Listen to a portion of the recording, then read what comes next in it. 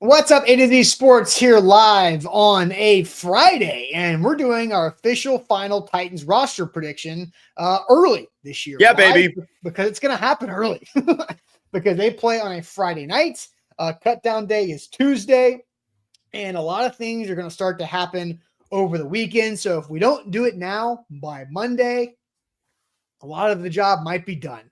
So we can't let ourselves get scooped by the team. So we're going to do our official final 53-man roster prediction. We've got wild roster cuts ahead of tonight's final preseason game. We will discuss a little bit of Titans-Vikings and things that can still change based on what happens tonight in Nissan Stadium, as this is the only Titans home preseason game. Hey, and also the only nationally televised Titans game so far this year on the schedule. It's on CBS. Big CBS has it tonight at 7 p.m. Central. So we'll do all of this. Easton, you've got roster locks.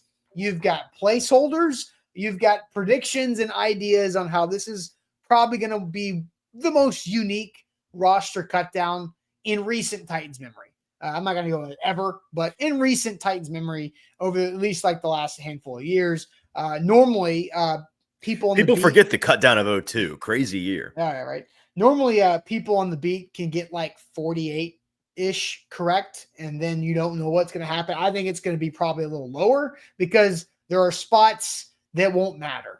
And so we don't know how to predict that, but we'll talk through it here on this Friday morning. Good news, we'll wrap up our work week, but the work week is not done because Easton, you and JT will both be at Nissan Stadium tonight in the press box, and hopefully, I think, should have a little bonus coverage video late tonight, depending on what time that game ends. So tell the people what they got to do this morning. Welcome in. Yep, I think the rest of the folks on the beat are this year going to get more like the 45 to 46 out of 53 correct, which just makes my 53 for 53 even more impressive, which we're about to go through. The only 100% accurate list you will find. Going to go through it all this morning. Really excited. Going to be a fun one. I enjoy a little roster math episode, and I'm sure we're going to get a lot of argument, a lot of dissent from folks in the chat, maybe just some grumbling over the realities that are about to befall us once this Titans team cuts down to 53. Before we do any of it, got to make sure you like the show. Hit us on Facebook, hit us on YouTube, hit that thumbs up button for us. It is extremely helpful. It is very easy for you to do, and it is very, very important to us that you do it. So like the show on a Friday. Help us out. King VC already chiming in to lock in and like the show. 100%. Good morning to you, King VC. Good morning to everybody. Good morning to you if you like the show. If you don't like the show, frankly, no good morning to you. A bad morning to you. So like the show and then jump in the comments like Big Ten Jeff and Eric, Lane, Top Tier, Daniel, Steven, Nick, Andrew, King VC. Good to see all of you. Some familiar faces this morning. Jump in the comments with them so that we can hear your thoughts on the Titans roster cut down. Austin, let's get it started. Let's do it officially. Welcome to the A to Z Sports here live on a Friday. I'm Austin Stanley. He is Easton Freeze, our Titans reporter for A to Z Sports.com. We are Nashville's on-demand sports talk network, going live weekday mornings at 8 Central Time on Facebook, YouTube, and Twitch. Links to the show segment by segment on our Twitter X timeline. You can follow us there at A to Z Sports. Hit us up on Instagram, TikTok, and Threads for more great Titans content. Leave us a 5-star Google review. I'm ready to get back into the football season. We get more Google reviews coming in from you guys when more people are paying attention, because the summer crew did phenomenal on the Google review train. But yes, they do have to thank our sponsors before we officially get going, because they make it happen for us and they help out you guys as well. Wilson County Hyundai, make them a part of your new car buying process. See them in Lebanon for your new ride, wilsoncountyhyundai.com. The Bone and Joint Institute, boneandjointtn.org, the region's destination for comprehensive orthopedic and sports medicine care. And our friends at Barton Drury Insurance Group, customized solutions for all of your insurance needs. They're local to the mid-state area and also online at bartondrury.com. Also, Barton Drury and we, Easton, you don't know this, but we have a couple special things planned for the football season on a monthly basis with our friends at Barton Drury Insurance Group. Surety bonds? Monthly? No, no, but okay. Giveaway. Giving away surety bonds? No, not giving away surety bonds, but we have things in the works. Had a call with them earlier this week, and excited about that. So, all right, Easton, we're about to dive into all this. The game is tonight, right? The Titans do play the Vikings. We'll talk a little bit later about what can still change on the roster cutdown day based on the game tonight. we'll go through that. But, you have done this on A2Zsports.com last night. These articles came out. So we're going to have some screenshots from this. Overall, you're just back behind the scenes, spreadsheets. We're getting football and spreadsheets, baby. This is how you do roster cut down. That's right. So this is going to be fun because, Brian Callahan said earlier in the week that he expects the starters to play going to be kind of similar to the first 2 preseason games. That was earlier in the week. He was like, we'll see how the week continues. Maybe we'll have some updates on that later on. But so somebody asked, are starters playing? As of now, we assume that it's going to look similar to week 1 and week 2 in the preseason. Easton may have a nugget or 2 coming on the website later on this morning. So keep a heads out for that. So I'll let you kick us off for your process on how you went roster cut down, because you've got categories on the articles. You use bold, you use italics, which you're using all the different formatting things. I don't think you underlined anybody. You should have used the strike through for the cut players. But I should have made like a classic 6th grade PowerPoint presentation where it's like flash pan and then like bouncing text across the screen. And it's just like this kid didn't actually care about what he wrote on the PowerPoint. He just wanted to use all the fun little tools. Exactly. So I'll let you kick us off with how you set the table for this exercise this year for the 53-man roster prediction, because it's very different than before. Yes. And I don't often ask for favors on the show, but if anyone in the audience today would like to follow along with today's required reading, by all means, go and click on those articles, because we are going to talk through them all pretty much in their entirety. But that does not mean you shouldn't still click on the articles, because there's a lot of good analysis in there. And, you'd be my friend if you did that. So go click on those and follow along with us this morning. Let's establish some ground rules, Austin. The bolded players that we're going to show today on your screen, or if you're following along in the articles, those guys are the roster locks. And we're going to talk about just how many of those we have on this team here in just a minute. The italicized players are placeholders. Mike Borgonzi is actively looking for somebody on the waiver wire to replace you with. These are straight up fake positions. They are, in my opinion, the hardest to determine which individual is actually going to fill them, because frankly, I don't think it matters. I think that whoever is the honorary placeholder on this team, the honorary placeholders on this team, they're going to be under the employ of the team for, a day, maybe even days until somebody else comes and takes their spot from the waiver wire. Then the players in the standard text live in the in-between there. They're not actively looking through for somebody to replace you, but they are flipping through the brochure of the options to replace you once or twice anyways. These are guys that you could very well, you'd be fine with them on the team by all means. You're happy to have them around this year, but there's a decent chance that a waiver wire claim could make the team better than these guys. And so the front office is going to consider that as well. We got them listed in the order in each room. That's roughly the projected week 1 depth chart, unless I otherwise specify. For example, the offensive line, the starters I just listed left to right. No, Dan Moore is not the best lineman in the thing. He's just the left tackle. But otherwise, it is the, I think, order that they would be roughly rotating in week 1. And there's some interesting elements of that we'll talk through, especially on the defensive side of the ball. And then we've got some practice squad inclusions that we'll get to in the back half of today's show. I didn't actually do like a practice squad projection of 16 guys. That's how many spots you get to fill. I'm not going to pretend to know exactly how that's going to shake out, mostly because once any player clears waivers, you can then add them to your practice squad from another team. And I think that the Titans practice squad could easily be half players from other teams. Like, I don't know how natural the Titans player population of the practice squad is going to look. So who cares? I mean, I think we understand could make the practice squad.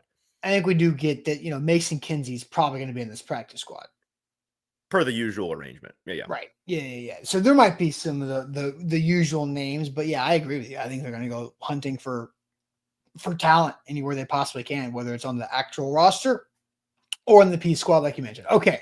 So let's start off with the locks. You want to start offensive locks, because we got graphics for all these things to make the visuals easier. So let's go offensive locks. Let's see. I'll pull this up here for you.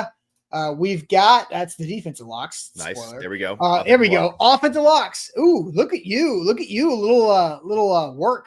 So there are 1 lock for quarterback, but there's 2 slots. So that means there's 1 open. I like how you did this. That's a fun little game here. So 1 spot to fill. at quarterback. That's not a lock. 3 running backs locked in, 1 spot to fill there. 6 wide receivers locked in, 1 spot to fill. Tight ends are done. You think there's only 3 tight ends are keeping, and those 3 guys are locked in?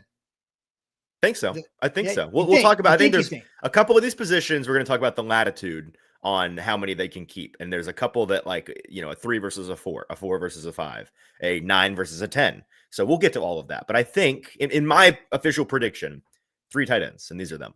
Okay. And then if you have 9 offensive linemen, and you go Dan Morris, Skronsky, Cushenberry, Zeitler, Latham, left to right, and then you have is Blake Hance is a tackle, correct? Officially, Blake Hance or is he kind of like everything? He's the Swiss Army knife of this team. Right. We've not seen a whole lot of him throughout the training camp, so there's not been a lot of talk about him. But he's kind of been locked into this position all summer. They trust him to survive at 4 positions, and the way that it's been explained to me is that he could be a spot starter at guard for a month, and you wouldn't really notice him. Okay. So you got Jackson Slater, the rookie, Corlevin, who's been the placeholder starter at center, but while Lloyd Cushenberry returns. So you have a tackle spot that's very important that is not locked. Bingo. Okay. So that is the offense. Maybe we can check the chat and see if there's any interesting things that might. You check the chat. I just want to point out for those of you counting at home, only 4 spots that we've left here on the offense in terms of non-locks. So 20. The way that it shook out, I didn't intend it to be this way, but it shook out 25 offense, 25 defense, 3 specialists on my 53. And so that was by accident, because normally it's not that. Yeah, it was by accident. And I'm not saying what does that tell you? That tells me that there are offensive skill players that are good special teamers. Yeah. You've got a number of guys that are good teams guys on the offensive side of the ball. That is a good observation, because you typically get some of those bonus linebackers, bonus cornerbacks, bonus safeties that do that on the defensive side of the ball. Mullings, former linebacker, that helps. Bryce Oliver, we know. DMR, David Martin Robinson, is a very good teams guy. So there's 3 out of the gate that we know are like defensive skill sets, I guess. And then your 4th running back and your 7th receiver certainly would be special teams assets as well. So just for those counting at home, we've got 21 out of 25 offensive players as locks. Keep that in mind as we go to the defensive side of the ball. All right. Yeah. There's not anything that I'm going to show into the chat that doesn't spoil a future conversation. So here's the defensive locks. So you've got way more open spots. Yes. Only 16 locks on this side of the ball, which means I see 9 open spots. And then 2 potentially open spots under specialists as well. Oh, so wow. I think in total on both sides of the ball, what is that? 9 plus 2 plus 4. So 15 spots that aren't locks, if I'm doing the math right. That sounds correct to me. So 15 open spots, pretty across the board. Simmons, Sweat, Sebastian Joseph Day, Jones, Key, Femi Oladejo, Cody Barton, James Williams, Cedric Gray. 4 corners that are locked in with Snead, Brownlee, McCreary, and Marcus Harris, the rookie. Amani Hooker, Xavier Woods, Kevin Winston Jr. at safety, and Morgan Cox, the only specialist that you have as an actual roster lock here. So I'm going to leave this up here for the chat to continue to soak in. I don't know, Easton, is there anything of note before we ask our question? Because our question is going to be something that's going to open up a lot of different avenues for the chat to get in here, and for you and I to have our opinions added on top of it. Well, basically, it's what do we disagree with Easton the most here? It's going to be the question. So anything that you want to get off your chest before we all disagree with you? No, I think it's time to ask the question, because as I'm reading the chat, all of the comments are about what about how many. I think the number on this position is wrong, which we'll get in. We're going to get into all of that, all of the little notes, all of the nuggets on my end from an insider standpoint have to do with the guys that are not listed yet, the graphics that are coming up, the guys that are on the bubble, as one might say. Yes. Okay. So just put it in the chat. What's the biggest disagreement you have with Easton's roster locks? What's the biggest disagreement you have with Easton's roster locks? We'll go ahead and we'll continue to put those graphics up on the screen, but there are 15 spots of the 53 that are unclaimed as far as locks go. We'll get to Easton's predictions on who he believes those players actually will become. So we'll do that here in a moment. But first, we'll tell you guys about our great friends at Barton Drury Insurance Group. Customized solutions for all of your insurance needs. They are local to the Mid-State area, and they're great experts. They're also big-time sports fans at bartondrury.com. They do have the abilities to help you out with just about any insurance policy help that you would need. They truly are great. They helped Zach and I out with our workers' comp, with our employee benefits that we were shopping for around nationwide shop for the best employee benefits we could find for our company last year. They've been fantastic partners on that side, super responsive, making it easy on us because insurance is not easy to understand. There's a lot of legal things that go over my head, that's for sure. And I'm sure if you're looking for better home, better rental, auto insurance, whatever that is, 401k planning, they got you covered as well. The surety bond, umbrella policies that can go a long way as well. So check them out online, bartondrury.com. There's so much more to say, but first make sure you've liked the show and leave us a 5-star Google review. Search ATOZ Sports on Google, hit that 5th star on the right, and leave us whatever comment, whatever reply you would like. We read them, we cherish them, and when they come in the form of 5-star reviews, we really, really appreciate them.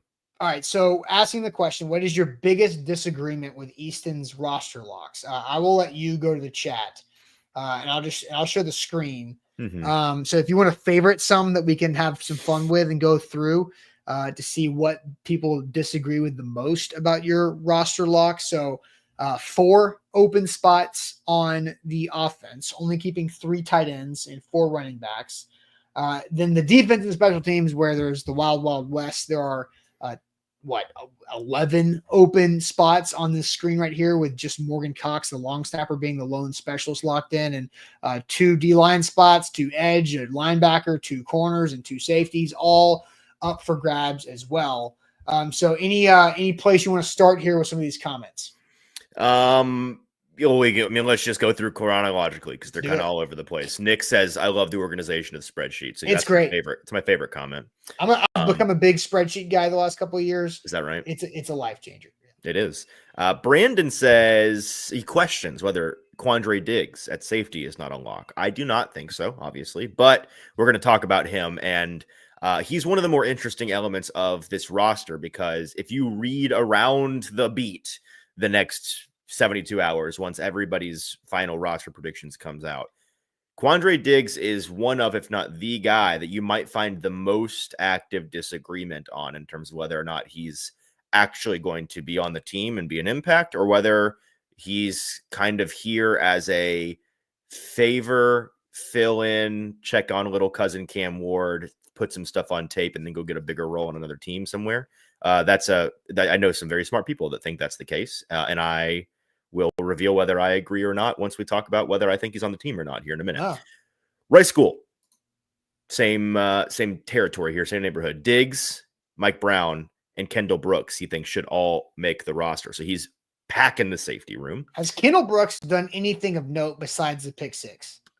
Of note, I mean, like he's been pretty sound otherwise, but nothing flashy. No. Okay. No. Fair. Charles says that Diggs is a lock. People are all over the Diggs. Eric just says he doesn't agree. So Eric's also my best friend now. Shout out to Eric. Bork, Prochet, I'm assuming he means Prochet being a lock, is his biggest disagreement. So Bork thinks they are locked in 7 deep at the receiver position. Not a crazy thing to think based on what we're going to talk about with Prochet here in just a minute, because they are in a bit of a bind with the Prochet situation, and I want to explain that. Daniel thinks that James Lynch, defensive lineman, the redheaded man himself, is a lock on this team. I do not think that he's a lock, but spoiler, I do think that he's making the team, so we'll talk about him. Interesting. Richie G does not think that the 2nd and 3rd round picks from this year's draft class are locks on this team. Somebody else I saw early in the show was like, Femi should not be a lock. And I was like, I don't think you understand how Ross, if your point is that you're not happy with their performance yet, that's fine.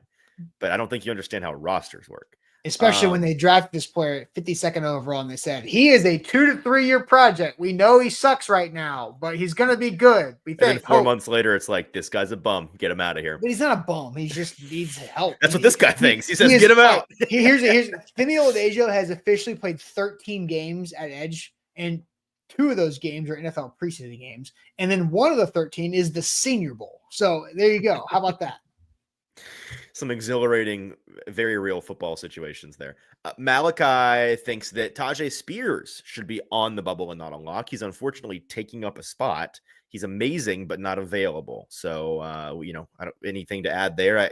I strongly disagree with Malachi, Yeah. but I understand where he's coming from. But it is what it is. Like they're not, he sprained his ankle in the preseason. They expect him back relatively soon. And when he is healthy, which is a big big if recently, he's valuable to the team. He plays the football on the field for the Titans. He does that. So yeah, I get it, but he's a lock. Let's see what else. People are questioning why Richie thinks the second and third round picks aren't locks, which I'm with you on that. Big Ten Jeff says, I agree with Restrepo not being a lock. I was told by Titans fans Restrepo was a lock and they wouldn't upset Cam by cutting him. Yeah, I mean, it's you, Big Ten Jeff. You have been right that anybody that agrees with Big Ten Jeff about Restrepo not being a lock is correct. I felt for the most of the summer that I was kind of in between a rock and a hard place because on the beat, much earlier in the process, especially, I was definitely the highest on Restrepo's chances because I kept saying slightly better than a coin flip, right? I think he's got a 51% chance to make the roster just because Restrepo seems to have this voodoo magic about him. And everybody else on the beat was like, not doing it. But then everybody in the media or everybody in terms of fans was like, of course he's making the team. So I was in a weird middle ground. And I have firmly been dragged towards the media side of things by reality that he's not going to be that seventh receiver, but we'll talk about why. Nick, did Jeff also tell us that Anthony Richardson's the Colts answer quarterback? Win some, lose some, right? Yeah. Imagine thinking AR is a good quarterback. Couldn't be me. And then, of course, what? I'm right? Like I've been right a lot. Yeah, Jeff. Yeah, keep on with the... keep on sitting next to that statue in your profile picture, Jeff. Anything else in here that's interesting? I've not really... So I'll get to mine because okay, I have two. Oh. But one's a bigger disagreement than the other. No, they're equal. Because I just think, and they're very much the same. Well, I agree with whoever had it earlier and the others that had said that James Prochet is a lock. Okay. They currently don't have any other option to catch punts right now. Yeah, I hear you. Let's so that's all. Let's not burn that quite yet, but I'm with you. That's all I'm going to say for now. That's all. That's my other lock. Johnny Hekker is a lock. Both the guys I'm missing here are bones fossil dudes. Like Johnny Hekker is a lock. So Joey Sly's not bones fossils, dude. You don't think? Not as much as Johnny Hekker is. Okay, less of his dude. Yes, less. And Joey Sly's been less consistent in like his I would push back on that. Sly has not been super consistent in more prominent areas of training camp, but Hekker has had many days where I walked away like, ooh, as I'm Joey talking Sly. about 2024, 2023, 2022. Oh, you mean like past real football? Like in the real thing. Yeah. Like sure. Joey Sly's career has been more shaky than Johnny Hecker's. I think Johnny Hekker is, as Titans Kyle says, is Bones' boy. And I think there's a trust thing there. I heard I heard Johnny Hekker on with Brett Kern with Buck and Lucas right at one point talk about how Bones Fossil was like the only coordinator that came to his pro day. And they're like, really? They're like, hey, can you throw some routes for me? Because the story of Johnny Hekker was recruited as a quarterback, but then they ended up having that spot getting taken. But he also had punting in high school. And they're like, how about you come do this punting thing for a second? So Jeff Fisher told Bones Fossil, hey, I want a punter who can do some stuff. And that's where they went and found Johnny Hekker years ago. So I think Johnny Hekker is a lock for this team. Does it mean that he is a punter for the whole season? No, I just think he's a lock for the beginning of the season as the team's punter. I think those are two perfectly fair gripes. I mean, spoiler, I have Hekker and Sly on the team because there's literally no other Titans to replace them with. The reason why I did not list them as locks is just because, well, if you made me bet or put a percentage on it, those guys sticking between now and opening day, I would say it's like a 90% chance, 85% chance.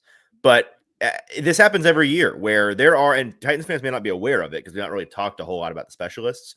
There are every August a handful of active kicking and punting competitions around the league.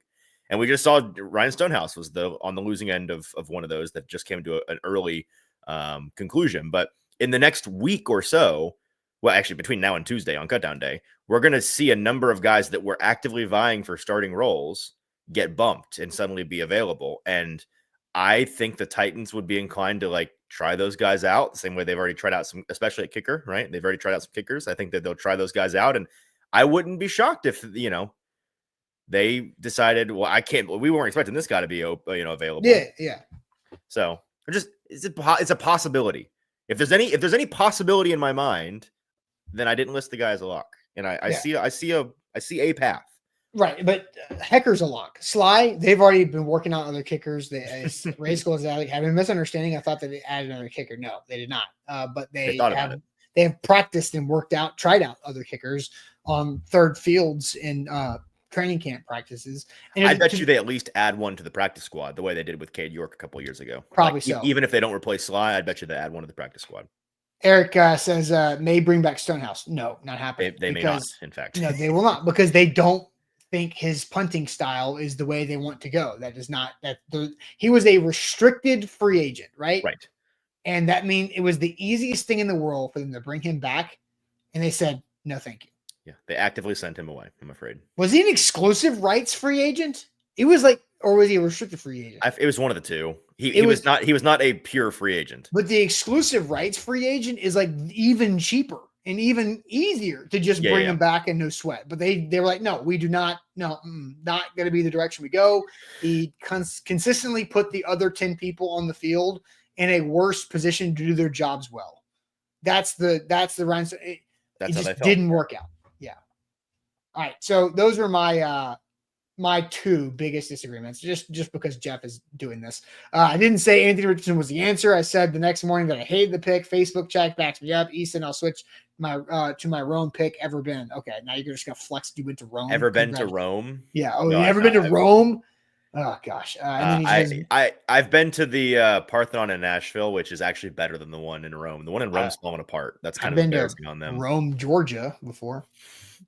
What are you gonna do about it? Also been to Portland. Why spend thousands of dollars to go to the worst Coliseum? That's crazy. Right. Okay. So Parthenon, excuse me, not Coliseum. We don't have a Coliseum. I would go see that. We don't have a Parthenon. Wait a second. Parthenon is in Greece.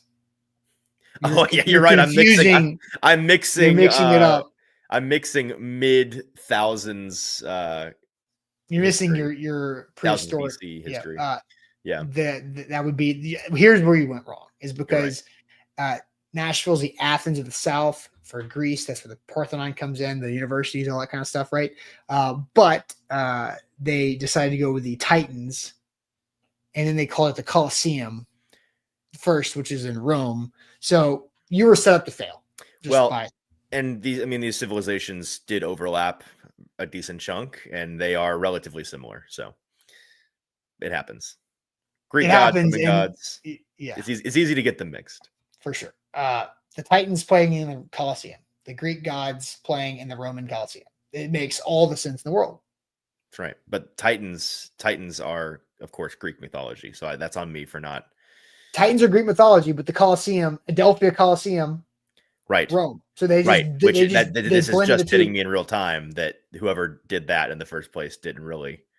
I mean, they're like, guys, it's fine. Nobody's gonna worry about it. And for years, we didn't. No one talked about it. It's true. They got away with it a little bit. Yeah. Although for generations, nobody cared. So now it makes more sense of why they didn't rename it the Coliseum after LP Field came into play. Although we might be the dumb ones, actually, because who are we to say that the Grecians didn't also have Colosseums? Like, there is the Colosseum, capital C, but there's also a type of thing which is a Colosseum. And I'd imagine in Greece, they also had large venues built as such. But not called the Colosseum, because the Colosseum is a Roman term. I think so. Yes, but what if I know so. What if there were Colosseums and then Rome said we built the Colosseum to end all Colosseums? But Colosseum is a Roman term. Ancient Greek may have had amphitheaters. Thanks, Jeff. I think maybe the Greeks were the amphitheaters, which now they also had amphitheaters. Yes, those are Colosseums you cut in half. No, but again, it's the terminology of how it was named, right? It's either a Roman term or a Greek term. I'm looking it up. Was there a Colosseum ever built in ancient Greece? Colosseum is a Roman term.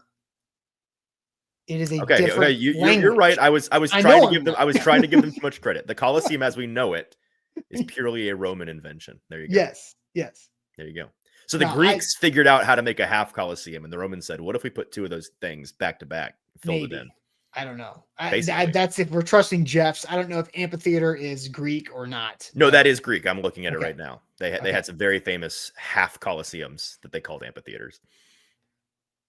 Right. Some are better for concerts, some are better for sporting events or, death events, whatever you want to call it. I was about to say, the Greeks were more into literature and tragedy and theater, which Colosseums are not exactly, that's an in the round theater. You really want more of an amphitheater for that. The Romans said, what if we did this, but we killed people inside of them?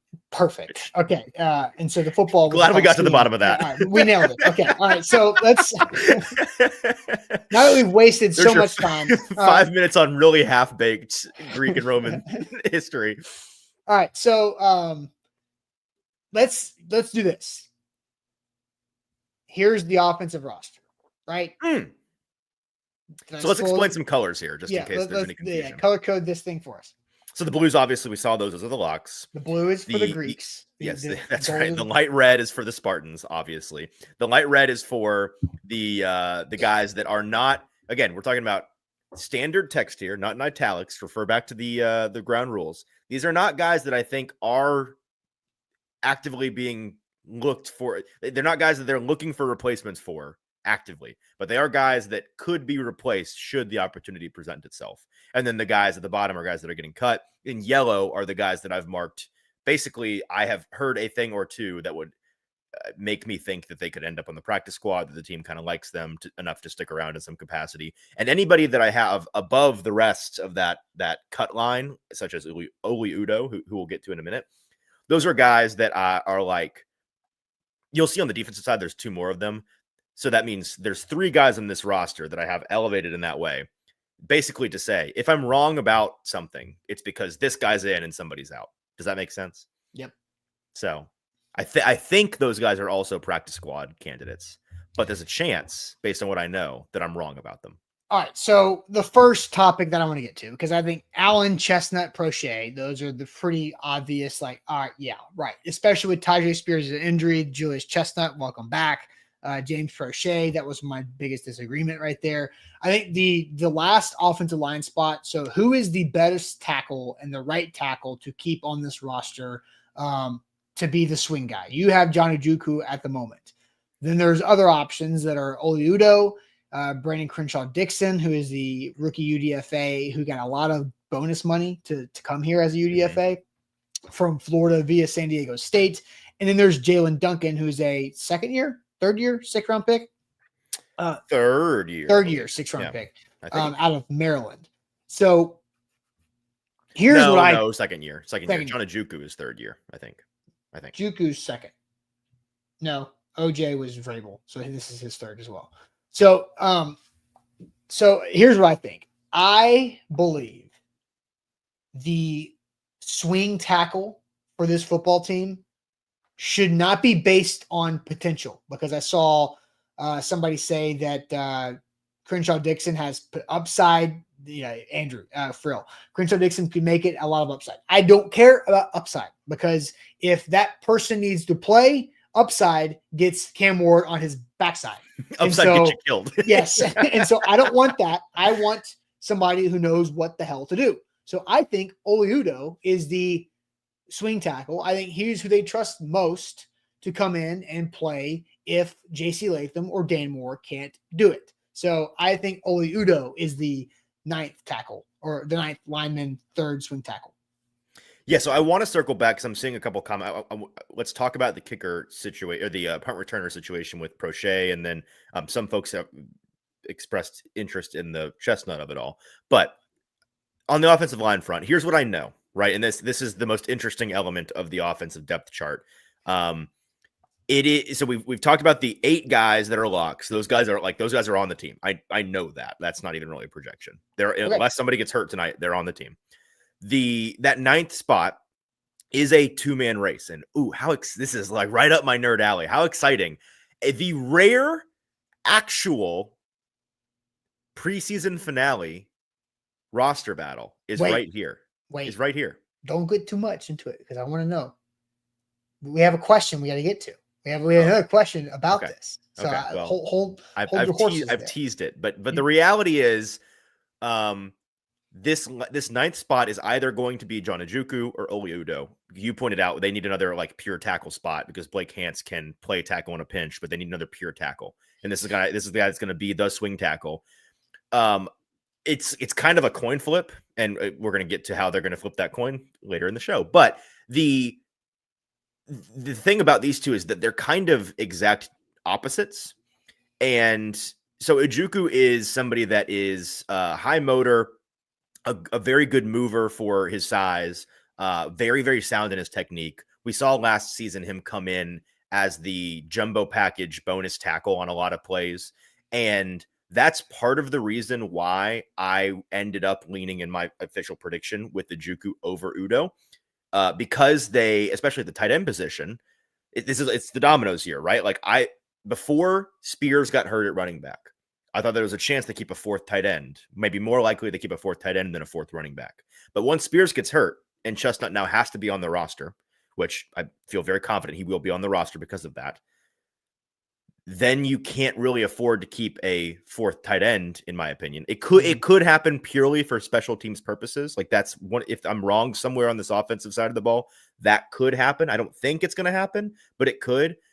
But because you can't keep specifically Thomas Odukoya, who we've talked about on this show earlier in the summer as being the only pure throwback blocking Y tight end who can be that jumbo package guy, since he's not going to be on the active roster, in my opinion, that I think directly impacts and helps John Ojukwu's case, because you do want somebody for those jumbo packages, and Ojukwu does it really well. Oli Udoh is the exact, and yes, Rice School all over it. He's carved out a role for himself as that bonus tackle.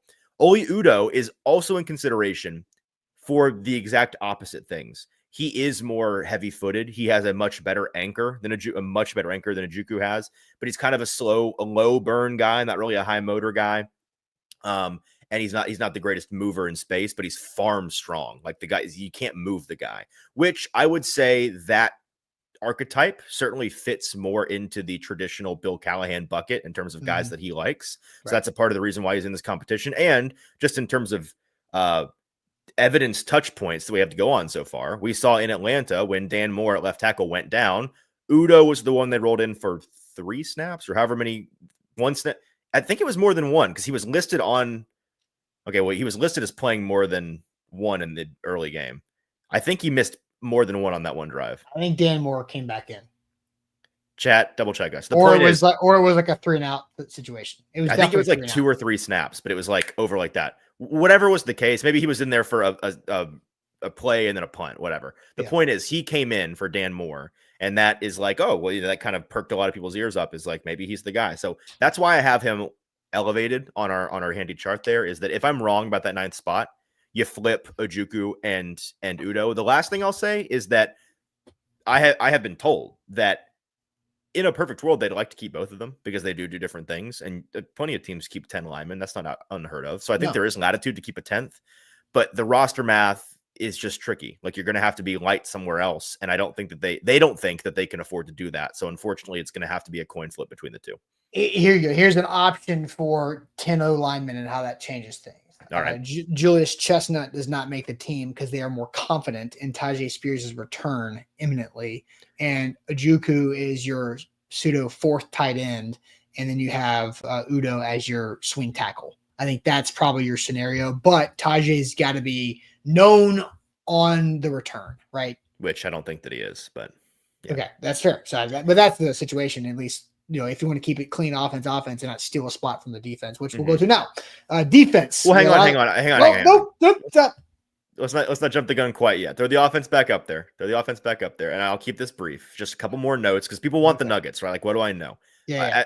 To finish the offensive line conversation, Brandon Crenshaw Dixon, they like him.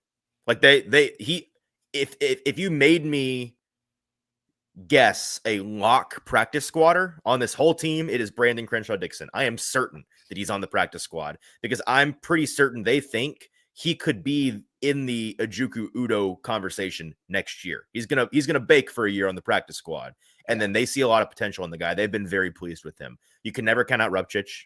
He's, by the way, like in some of these preseason games, he's the guy that's been in there with the starters in lieu of Kevin Zeitler. So he's gonna probably be around. And then how about this for Barry in the lead, Austin? I'm not making this up. It sounds unbelievable, and I'm not even sure I believe it, but I have heard from people that know these things that Jalen Duncan could attract some trade interest. Ain't no way.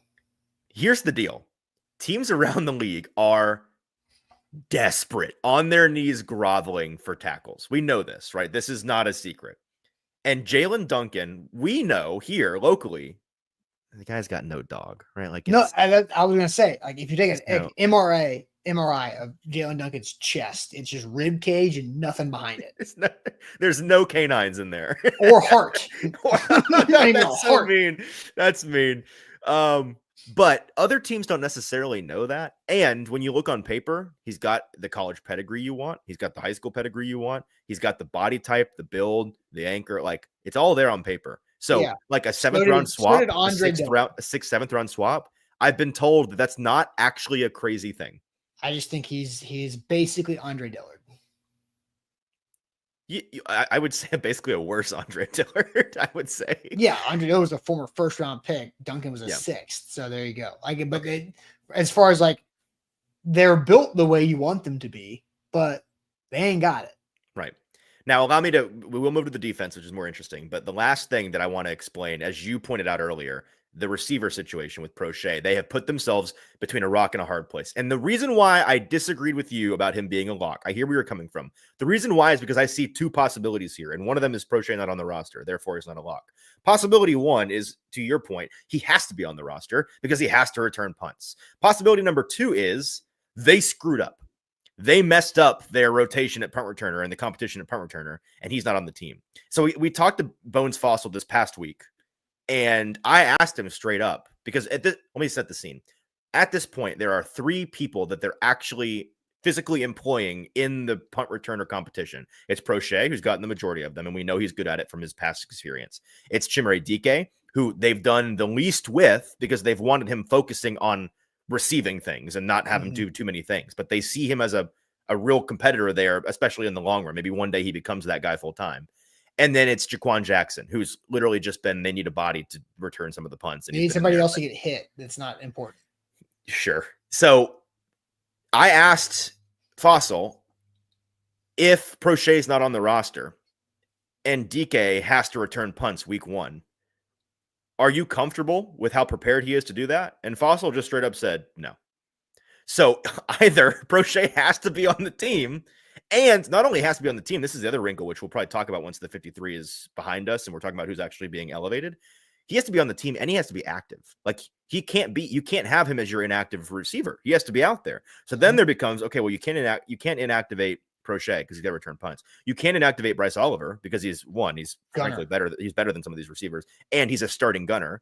They don't want to inactivate Chimere Dike, obviously, because he's a rookie, but I kind of think they might have to on some game days. Yeah, he's the one. Yeah, so Chim Dike is the 7th when it comes to activation rankings. And people will be furious that it's Chim Dike instead of Van Jefferson, but that's how it's going to be for at least the first couple of games. Yes, in September. So that's an interesting one that it could be a talking. Because Alec Manor is the one that bumps Van Jefferson to inactive. Right? He starts that domino for sure. Yeah, right. So Chim Dike is not going to do it. Alec does it. So I think the hope is that Chim eventually does. No, but I think it's because of the deploitation of the players that Chim Dike will be inactive. Deploitation, is it? Write that down, chat. You like that? I've been on it today.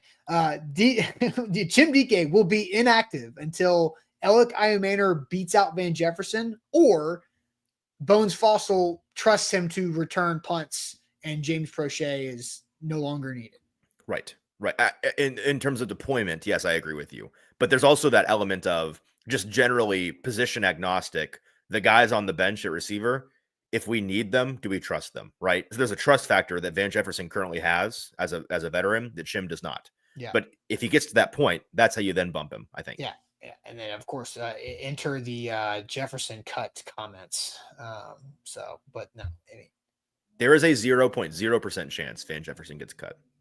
unless something dramatic changes between now and Tuesday, like tonight in the game or something crazy. No, he will be on the 53-man roster at the end of the day Tuesday. Yeah. He'll be on the 53-man. Well, I'm not. I think there's like a 2% chance that they somehow find somebody on the waiver wire better than him before opening day. But I would be honestly kind of shocked by that. All right, can we get to the defense because we've so much time to the passed. defense? To the defense. To the defense. All right, here we go. Defense. We've got on here a lot of open spots. So just to be done with the specialists, you do have Joey Sly and Johnny Hecker making the team. We've talked about that a little bit. Yep. So all right, now you've got two different shades of red. Why? The dark red are the guys that are italicized. These are the placeholders. These are the 4 positions on the team that I think the front office on already, but especially on Tuesday, are going to actively be searching for somebody, anybody better to bring in on the waiver wire or to sign to fill those roles. And as you'll notice that they are, we're talking pass rushers. We're talking guys in the defensive box, the defensive front. Mm-hmm. So where do we want to begin? Well, you've got Diggs on there, which was a popular question on why he wasn't a lock. Right. But you have him on there. You did not have Darrell Baker Jr., who was also a question of why he wasn't a lock because he was the starting corner until 2 days ago when L'Jarius Sneed came back from PUP. So I think James Lynch, another one. So those 3 might be the most popular questions. Mm-hmm. Gabe Jeudy-Lally, I think, could also be a placeholder as well in the dark red. Thought about it. I think Mike Brown is not a placeholder. I think they like him for just depth overall in teams. So, the Brian Asamoah, they signed him for a reason. He's a special teams guy from the Vikings. He's a 3rd-round pick, so he's got good athletic upside. I just, they're looking, and I don't know if he's been here long enough for him to, maybe that's something we can get into for tonight. So I think what we should do now, if you're ready for it, let's go ahead and ask the question about what can still change tonight, because I think that's going to be able for us to further along the conversation about a couple of these last spots. So the question here is, what can still change in tonight's final preseason game against the Vikings? What can still change tonight? We'll do all of that, get your answers on it. But first, the Bone and Joint Institute is the place to go whenever an injury happens in life. Injuries hopefully are limited tonight in the preseason finale. But if you get hurt in life, whether it's just, doing daily life stuff, or maybe it's an old injury from the past that's creeped back up as you get older, make sure you don't live in pain. You go get it taken care of. And let the Bone and Joint Institute experts help you through that process, because they make it easy. Their system is just really efficient. You go to the website, boneandjointtn.org. You click the make an appointment button. You say, hey, my name is this. My knee hurts, and it sorts the doctors who are knee specialists, and then it puts them all into one calendar. So you can say, all right, Tuesday at this time works better. Here are the doctors that are available for that. Boom, there you go. You're off and running. And then when you get there, limited weight room. I've got that experience firsthand, and they do a fantastic job on the rehab process as well. So check them out online, boneandjointtn.org. So much more to say, but first, make sure you've liked the show and leave us a 5-star Google review. We really appreciate those. They are quick and easy. You can do them right now, and they are super, super helpful. There you go. Boom. All right. So what is the things that can still change? So what can still change in tonight's game against the Vikings? Easton, I'll send you to the chat to get the conversation rolling with the Facebook and YouTube. Yeah, the chat is sleepy to answer this question so far. Curtis says Van Jefferson with his 3rd drop. I don't wish that upon Van Jefferson. Iron Hoshi says cornerback is still something that could change. I agree. Jeff says, I don't know what this is about. JJ McCandoff? Who's that? Oh, Mick Handoff. Oh, I see. He's ripping on Michigan legend JJ McCarthy, who's not going to play. That's cool. God, I don't think he's going to play. He's just, this guy lives in a unique world. Daniel Caribbean says, Slime misses 3 field goals. That would, be interesting. Was it this game last year when, I forget whoever the guy they had in, the young guy with the super long leg, that people were like, get rid of Nick Folk, keep this guy. Remember that? Was that 2 years ago? Who the guy went to Green Bay? I feel like it was last year, but Who maybe kicked, no, it was last year. It was Braden Narvison, Narv Dog. Yes, Narv Dog. That's right. Yeah, he went to Green Bay and it didn't go very well, but he had that one. I think it was the last preseason game of the year. He drilled like a 60-yarder, didn't he? Yeah, people were like, "Oh, keep this guy, Nick Folk, get his old butt out of here." It's a crazy narrative there for about 36 hours. Bork says, guys moving from the bubble to the roster based on strong special teams showing. That's certainly a SP. I'm assuming he means special teams showing. That is an important part of it. There's no doubt. Top tier, it kind of nails it here. They pretty much have their roster set barring injury. We'll talk about the couple positions that I think still are up for change, but I count no more than 4 things that could potentially change tonight. Rice School is right that there's definitely more changes available for the defense and the offense. I think that is 1,000% correct. I've got something on Twitter. Somebody responded. What do you see on Twitter? They said it wouldn't call this is from Tighten Up Tweets. Wouldn't call DMR or Hans locks. Not saying they won't make the roster, but I think there's too much competition for them to be considered locks. You think differently, right? Like, you know for a fact those 2 players are locks. Yeah, I completely understand where Tighten Up Tweets is coming from an outsider perspective. The only reason I am pretty certain that they're locks is from an insider perspective. Yes. So they are locks. DMR on the team. Hans on the team. Like, locked and loaded. They're in. Like, their locker plate is not going anywhere. That's right. You can go ahead and you can paste that one down. Yeah. Boston Diamond says joining late. Is Mullings making the team getting cut? You have every draft pick making the team. I do have every draft pick. You have every draft pick as a lock. I do. And this is something that I've been talking about this week. Like, I think the draft class is as impressive so far as the undrafted class is unimpressive. Because I have every draft pick as a lock, and I have every UDFA as straight up not making the team. Not even like a placeholder. Which you'd think on this roster, a UDFA or 2 would have been able to sneak into the conversation, but no. Well, I think that tells you how good the day 3 picks are.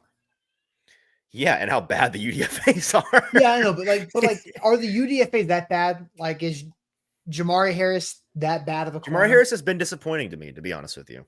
Okay. I anticipated him being a part like the only UDFA that's really been that has impressed above my expectation for them coming in is Brandon Crenshaw Dixon. Everybody else is what I thought or worse than I thought, and mostly worse. Like the fact that they brought in 1,273 UDFAs in the cornerback room and not a single one of them made it clear that they should be in the conversation is a little disappointing to me, because there was opportunity galore. This is not like, I can't believe a UDFA didn't make the Eagles roster. We're talking about the 2025 Titans. Yeah.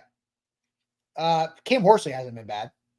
That's great point. The one boy on each side of the trenches has impressed me. I guess kind of, you have Horsley and Asamoah elevated above the others. Yes. At the bottom. That's because you think Horsley could be the Carlos Watkins spot. Actually, no. Because I do think Watkins is going to make the initial, even as a placeholder here. Okay. I think if Horsley made it, it wouldn't be to bump Watkins. I think it would be as a 6th defensive lineman. Okay. So the roster math could change there. I think D-line could be 5 or 6. The Asamoah one, there's a chance there's 5 linebackers instead of 4 just for special teams purposes. But if there were 5, then linebacker 4 and 5 are both placeholders. Like, I think that both of those guys are actively. If you made me identify the part of this that was the hardest for me, it's linebacker 4. I almost in my prediction just put like reader's choice because I have no idea who it's going to be. I don't think it matters who it's going to be. I think they're going to get replaced. Richie says, can you let the insiders know that they have someone better than Van Jefferson in the building already? I'm just curious. They come to me for roster advice. Who is better than Van in the building already? Like, I want to know the answer to this, Richie. Bryce Oliver. Well, yeah, I know, but he's like, that doesn't change anything. I know. Like Xavier Restrepo. Yeah, if it's Restrepo, then Richie's get the step in. Like, that's not how it. That's not. I don't know. This time last week, I was reliably informed that Restrepo makes that catch. Yeah, good. That's what people were telling me. And like, okay, I'm waiting for Richie's answer, because Tyler Lockett also irrelevant to Van Jefferson's role. like, come on. Lockett's above Jefferson. What are you talking about? Yeah, I know that. And I'm waiting for Richie. Richie commented about something else, but where TJ Sheffield? Yeah, like, who is this? Who is this Who is this? While you're person waiting, a who's couple better? more odds and ends. Let's talk about the Diggs thing, because a lot of people think that he was brought in. We talked in the middle of the summer about like, hey, this isn't it kind of funny how Diggs isn't it kind of funny how Diggs just acts like he's still on the Titans, the way that he like tweets and hypes up his guys and everything, and now he's back on the Titans. It is Restrepo. Yeah, So Restrepo drops less balls because he doesn't fast enough to get his hand or long enough to get his hands on the footballs. I was about to say Van Jefferson's drops are Xavier Restrepo's missed targets, overthrows. Yeah. And again, I like Restrepo. I think practice squatter, good guy. And the city is going to panic for minutes, maybe even hours, when he gets cut, and then he's going to land softly on the practice squad. The Diggs thing that people think is like a favor, or maybe he's just here as a tryout to get it. Because the reality is, once Winston is back, Diggs is going to be in the 4th spot in the safety room. And we saw how that went last year with everybody's favorite guy. Why am I blanking on his name? Former Seahawk. Got really pouty. Jamal. I hate the guy. Jamal Adams. That's right. Hate the guy is strong, but I'm not the biggest fan of Jamal Adams. By the way, check out my riveting article on Jamal Adams I wrote last year, where I graded all 22 of his snaps as a Tennessee Titan. Titans legend Jamal Adams. That would be the role that he's in for Diggs. And we saw how that went. Now, Diggs is not the malcontent that Adams is. So there's certainly a difference there. The reason why I am confident Diggs is on this team, not a lock, but I'm confident he's making the team. And why I disagree with some other folks who think that he's not making the team is that they brought him in initially as Kevin Winston insurance once Winston got shut down, because they had to shut him down for the whole hamstring tightness thing. Winston's still not he didn't practice this week. I don't know if folks caught that or not. He didn't. We thought over the weekend that he'd be back this week. He may be back today. We'll see. Maybe he's technically not inactive today, but I don't know what the deal is there. As long as and more importantly to me, with a rookie, when you miss now 2-3 weeks of training camp, it is an underrated talking point of training camp that when rookies miss significant chunks of their rookie training camp, some guys just miss the boat. Sometimes you just get too far behind that season kind of becomes a wash for you. A recent example of this is in Pittsburgh. Roman Wilson, draft pick last year, 4th round draft pick or something, out of Michigan, the receiver. He got hurt and missed most of the training camp. And there was a lot of excitement about him being an impact player in that offense, because there was opportunity for receivers in that offense. And everyone during the season was like, why is he's not even playing. He can't break in.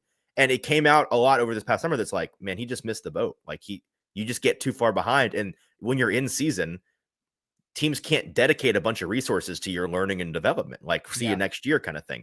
I don't think that's happened to Winston, but it might have sort of happened to him, to the point where the first month and a half, they really lean on Diggs primarily as the 3rd safety, and they like him a lot. And the last thing I'll say is, safeties get hurt. We know cornerbacks get hurt, safeties get hurt. We know this. The coaches know this. And having Diggs around puts you in a position where you're not one injury away from having to play a guy who's primarily on the roster just for special teams. We saw what happened when Mike Brown had to play a lot of ball last year. It's not great. You'd rather have Diggs. Yeah. Kevin Winston's last practice was August 3rd. Is that right? Wow. So he's missed the whole 3 full weeks of work. The whole month. Yeah, 3 weeks. Yeah, but when you hear a guy he was not around in August of his rookie camp. When you say that out loud, it's like, ooh. Yeah, not around, he's around. He's just not.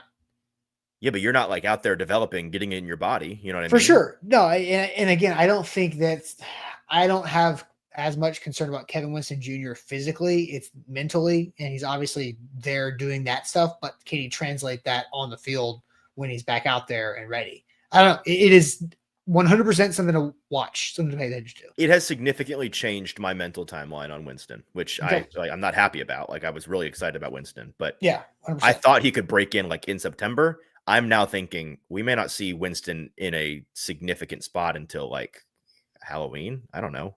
Caps asked, did Winston get hurt in camp?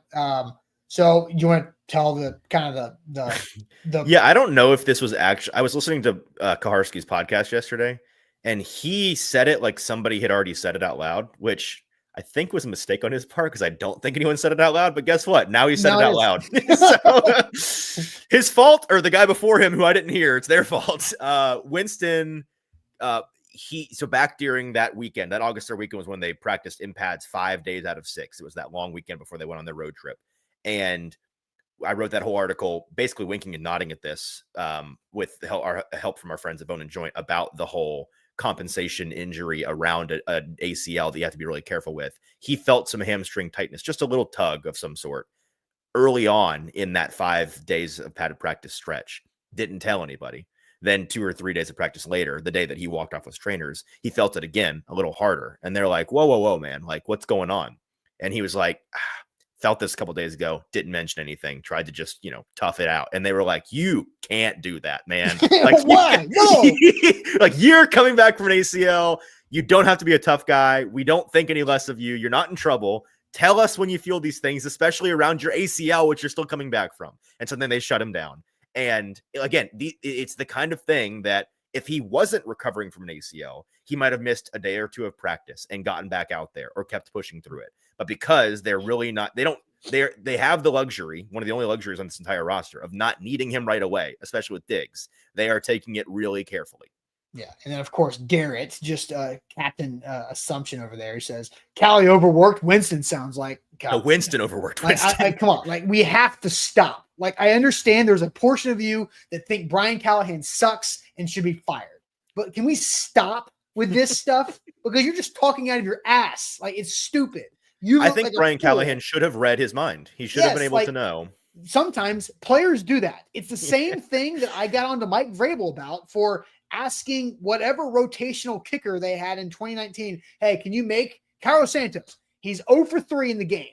All right, 47-yard field goal, or I think it was 50 something. Can you hit this to win? Yeah, I got it, coach. Like, the player's going to say otherwise. Of course, he's not going to hit the field goal, and he goes 0 for 4.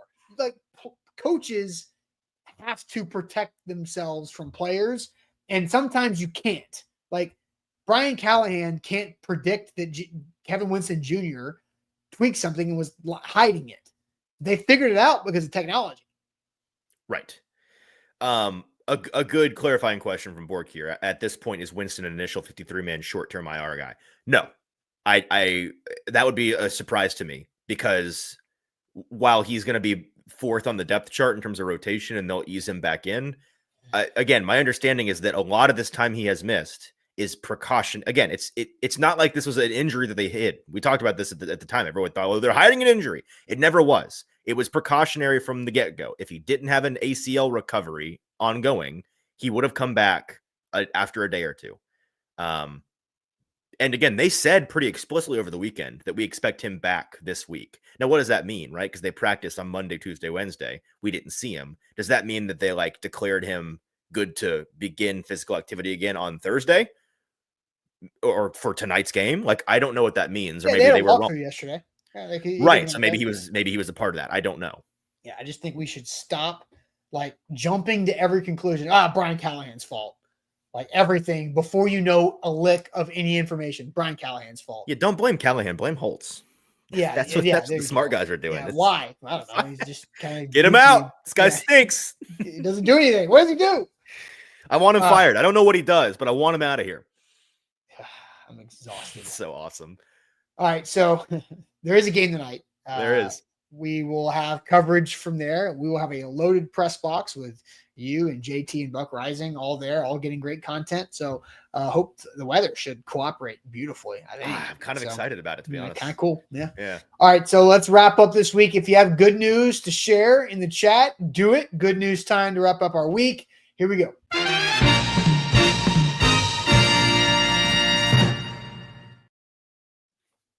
That's our friends at Wilson County Hyundai. WilsonCountyHyundai.com is their website. Make them a part of your new car buying process. They do great work because they do not press you into a car that you can't afford or don't need. They will help you find the car that's right for you and your family, your situation, and your financial situation as well, and work you through that. So online, Lebanon, WilsonCountyHyundai.com. All right, good news. Easton, I'll let you kind Check the chat for the good news. Esco says, Easton, eat all the free food in the press box. We were joking in the media room on Wednesday about, like, I'm not going to make fun of anybody in particular, but a little inside baseball for you is that I don't really know what the bar is to get into the press box sometimes, because there are certain individuals at certain publications that I've never heard of, that you've never heard of, that get a seat. And they just, we were talking about people that can claim to be on the beat. And there are some folks that come to the games that are really on the eat. Like, they're not on the beat, they're on the eat. They show up, they eat the free food, and some of them leave at halftime. So some folks are on the beat, some are on the eat. And tonight, you know what? I might be on both. I might be on the beat and the eat. Up to you. All right, good news time. Let's see. I'm seeing good news fly in. Here we go. Jeff, good. Jeff, you're exhausted. I am not Kurt Cignetti. I'm so annoyed. Kirk Cignetti bullied the SEC and go to 9 conference games next year. Austin was in his feelings last night on Twitter. I'm not in my feelings, Jeff. I'm not. I was just pointing out factual numbers, math for that. Now, some people took it the wrong way. I think sensitive Big Ten people that took my tweets the wrong way are sensitive Big Ten people. But also, here's the funny thing about Kirk Cignetti bullying the SEC to 9 conference games. The SEC is going to make more money because there's 9 conference games. So congrats to Kirk Cignetti. Go take a victory lap for making the SEC richer than it already is. That's fine. They'll take it. It makes sense, obviously. All right. Good news. Titans Cowboys' first of 4 fantasy football drafts is tonight. Football is so back. Jonathan, good news. Camping this weekend with the family and start the new job next week. That's a loaded weekend. Have a little fun camping trip for the new job. Eric, good news. Start my first day of college Monday for marine biology. You sure? I always thought that was this is like a later in life going back to school for marine biology because you find it interesting. I mean, sounds fun. Gotta be, right? Right? That's gotta be. Greatness. Kids turning 8 on Saturday. Proud dad here. I also saw Eric. Good news. Daughter's 12th birthday. So you got Eric's daughter's birthdays today. You got Greatness's kid is 8 tomorrow. How about that? So let's see. More good news. Rashid, good news. I survived 5 days of 18-hour shifts and 4 hours of sleep. Oof. That's a lot of work right there. Wait, what did he say? Read that again. I was half. 5 days of 18-hour shifts and 4 hours of sleep. That's a nightmare, Rashid. And I'm guessing you had an hour commute and an hour back home. What are you doing watching this show? Go to sleep. Yeah, dude. Unless this is one of his 18 hours of his shift. Let's see. Brandon, my wife and I were separated. We're now working out and getting back together. Tighten up. Nice. Good for y'all. Good job, Brandon. Good news from Nick. My Kansas State Wildcats playing Ireland tomorrow. Purple, get ready. Roll them. Wow. We're back, baby. We are. That bad Ireland game is that's the bell that rings the bell for the season for me. Yep. Brandon, good news. Yesterday was my birthday, and I got Jeremiah Smith. I got my Jeremiah Smith I wanted. Plus, I don't know what Jeremiah is. You have Jeremiah Smith? I don't know. He kidnapped. People aren't going to be happy about that, Brandon. That's great for Texas money line if Brandon kidnapped Jeremiah Smith. Bork says, good news if we're finally almost done with preseason player overhype. Hell God bless. We've seen the Easton eating pictures. We don't need that. Those don't exist anymore. Those aren't me, actually. They look Garrett like me. They're different people. Garrett is still just going at Brian Callahan for getting Kevin Winston Jr. hurt. Let's see. Bork, Jeff is offended by math, but he cheers for the Big Ten schools. And they have 18 schools. They have 18 schools. The Big 18. No, just for my math purposes, let me say if this makes sense. So I think conference schedules should be as balanced as possible, right? So the SEC now goes from 8 conference games to 9 conference games. That means that every SEC team will play 60% of the conference, right? Because you can't play yourself. So they play 9 out of 15 teams. That is 60%. The Big Ten plays 9 out of 17 teams. That means it's 53%. I rounded up 52.8. So even if the Big Ten adds a 10th game, because they're 18 teams, which is insane and ridiculous, that is still 58% of playing your league every year. 17 versus 9 to 17. So That's how Indiana happens, because Indiana got the roll of the dice and got lucky because they played 7 of the bottom 8 or 9 teams in the Big Ten last year. And so that's why you have to have, so you can't just be like, oh, SEC schedule, oh, Big Ten schedule, oh, we play 10 conference games versus you guys play 9 or 8 or whatever. It's if you get unbalanced in your own league, then you can't just blanket statement that, because Ohio State had to play all of the hard teams. Mm-hmm. And Indiana played None one hard team. One. They played Ohio State and lost. Oh, okay. Good point. Good point. Yeah. So there you go. And they beat Illinois. So they played 1 great, 1 good. And then after that, ass. So that's why it matters. That's why the math matters. College football is so ridiculous. Once upon a time, the SEC played 8 conference games with 12 teams. Wow. How about that? That's a lot. That's playing a lot of the conference right there. Wow. Only not playing 3 teams every year. Now, that way, you know, common opponents, you understand how things work within the season and the schedule. Yeah. Yeah. My good news is congrats to Auburn for all those national championships. Really happy for them. That's awesome. What a ridiculous sport that you can just wake up on a Monday morning in August and say, you know what? Actually, all those national championships from 100 years ago, those were us. Those were us. I did enjoy the memes, though, for who's their head coach? Who's Auburn's head coach? Hugh Freeze? Hugh Freeze, yeah. Yeah. My namesake, not a relative. I love the How memes did you where forget it's like that one? That's weird. I thought it was, but then I was scared that I was wrong. Anyways, I saw all the jokes about like Hugh Freeze is going to come to Auburn and win 10 championships in 3 years, which is it's a good bit. That's pretty funny. Oh man. My good news is the last 24 hours, actually really like the last 18 hours, I've gotten passionate about college football discussions. That feels so good. We're back. Not only did I do the math that I just explained, I went through and found the best scenario I could for every SEC team to have their 3 permanent opponents. And I think I nailed it. So I'm not going to say it's going to be perfect, but I think I'm going to get really, really close. I think I'm going to do as well on that puzzle as Easton did on his 53-man roster prediction. I think I did really well. I need to review it because we were talking about it before the show.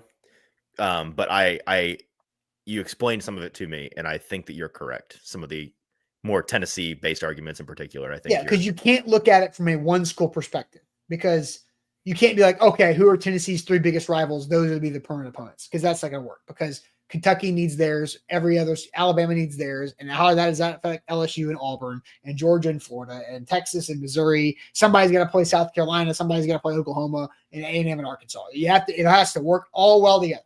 I think I nailed it. I will take your word for it. I'll go and look at it after the show. Jeff asked, how many L's did the Vols take this year? 4 or 5? 4 or 5. Yeah, it's completely, I don't know. I'm along for the ride. Transition year for the Volunteers. There you go. It is, yes, because Nico pulled that crap in April. So how many wins for Nico? Less than the Vols. 4 or 5. What are the odds, percentage chance that Nico is like a Heisman candidate this year? Low. UCLA is not good. Percentage chance that he's a Heisman candidate? Define candidate. He's in New York. 2%. Okay. It's a lot of competition this year. So yeah, in New York, you kidding me? Okay. That's a lot. All right. UCLA plays a lot of bad teams, I'm sure, right? No, they're in the Big Ten. They've got one of the harder schedules. Forgetting about this. Yes. What a stupid sport. Yeah, you're right. Just kidding. Never mind. He's going to get killed a lot of the time. Yeah, they have to go play in the cold where to give Nico credit, Nico fought hard against Ohio State in the playoff game. He wasn't great, but he wasn't the reason why they got shellacked either. So, what a silly sport. NFL's back soon. I love college football, man. I love it. College football is the best. It's the best. It's crazy. It's exactly what I explained to you via text the other day that we'll talk about after the show ends. All right, that's it for us. Make sure you hit the like button, like the show, and we'll catch you guys on a Monday. Buck will be live on Sunday night for primetime. Easton and JT will have some content after the game tonight. So stay with that, and we'll catch you guys later on. Appreciate it as always.